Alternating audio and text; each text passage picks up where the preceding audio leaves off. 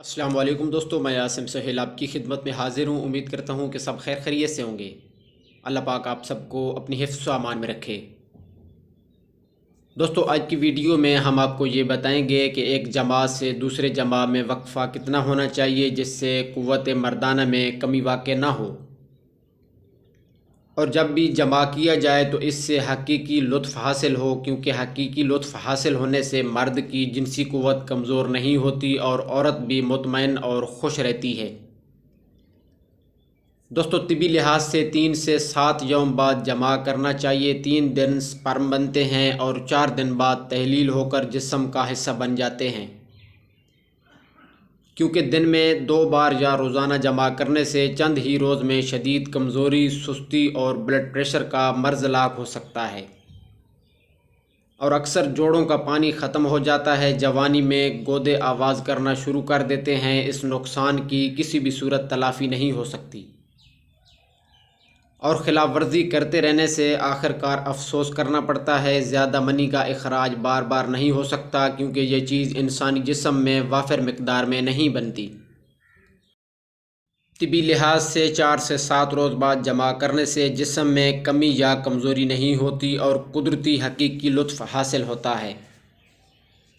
دوستو، ہمارے ہاں اکثر لوگ منی کی ماہیت یعنی نیچر کے حوالے سے بہت زیادہ پریشان دکھائی دیتے ہیں کہ یہ گاڑھی ہے یا پتلی ہے، تھوڑی ہے یا زیادہ، اس کے علاوہ اس کا رنگ کیسا ہے، وغیرہ وغیرہ۔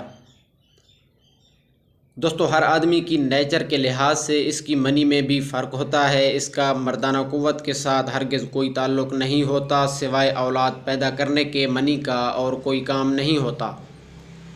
منی کے ذریعے صرف نطفہ یعنی سپرم باہر آتے ہیں، جو مباشرت کے دوران عورت کے رحم میں داخل ہو کر حمل ٹھہراتے ہیں۔ اس کے علاوہ منی نطفہ کے لیے زندگی ہوتی ہے۔ جس طرح آکسیجن انسانوں کے لیے ضروری ہوتی ہے، منی کو جوہر حیات کہا جاتا ہے، یا منی کے ایک قطرے کو خون کے 100 بوندوں کے برابر بھی کہا جاتا ہے، جو کہ سراسر نوجوانوں کو گمراہ کرنے کی کوشش ہے۔ دوستو، اگر منی کا ایک قطرہ خون کے 100 بوندوں کے برابر ہو تو ایک دن میں 3 سے 4 بار ہینڈ پریکٹس کرنے والا بندہ تو زندہ ہی نہیں رہے گا۔ اس لیے یہ خیال بالکل غلط ہے کہ منی کا ایک قطرہ خون کے 100 قطروں کے برابر ہوتا ہے۔ دوستو، جو کچھ ہم کھاتے ہیں وہ ہمارے معدے میں جا کر ہضم ہوتا ہے۔ خوراک کا کچھ حصہ فالتو ہو کر نکل جاتا ہے، جبکہ باقی کا حصہ پہلے ایک جوس کی شکل اختیار کرتا ہے،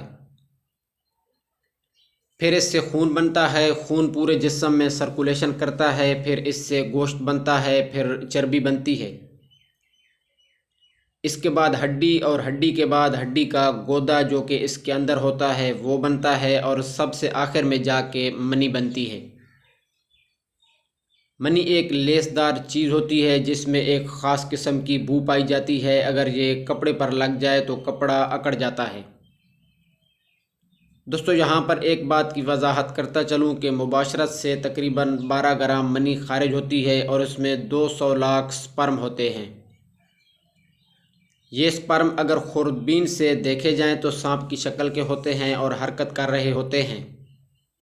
ایک صحت مند آدمی کے سپرم تیزی سے حرکت کرتے ہیں، جبکہ بیمار آدمی کے سپرم آہستہ آہستہ حرکت کر رہے ہوتے ہیں، اور یہ سب ہارمونز کی کمی بیشی یا خوراک کی کمی یا زیادتی کی وجہ سے ہو جاتا ہے۔ اس میں پریشان ہونے والی کوئی بات نہیں ہوتی۔ تو دوستو، طبی لحاظ سے 7 دن تک کا وقفہ مباشرت میں ضرور کریں، اور علاج کے طور پر موسلی سفید، انڈین مغز، تمر ہندی کلاں اور تخم ریحان ہم وزن لے کر صفوف بنا لیں۔ ایک چھوٹی چمچ 1.5 پاؤ دودھ گائے میں ڈال کر ابال لیں۔ جب دودھ آدھا رہ جائے تو چینی یا شہد حسب ذائقہ ملا کر صبح نہار منہ پی لیں۔ 2 ہفتے استعمال کریں، پریشان ہونے کی ضرورت نہیں۔ خیالات کو پاک و صاف رکھیں اور باقی میرے اللہ پہ چھوڑ دیں۔ تو میرے دوستو، یہ تھا ہمارا آج کا پروگرام۔ امید ہے کہ آپ کو پسند آیا ہوگا۔ مزید اس طرح کی ویڈیو کے لیے ہمارے چینل کو سبسکرائب کر دیں، اور ساتھ میں دیے گئے بیل آئیکن کے بٹن کو بھی دبا دیجیے گا۔ دعا میں یاد رکھیے گا۔ جزاک اللہ خیرہ۔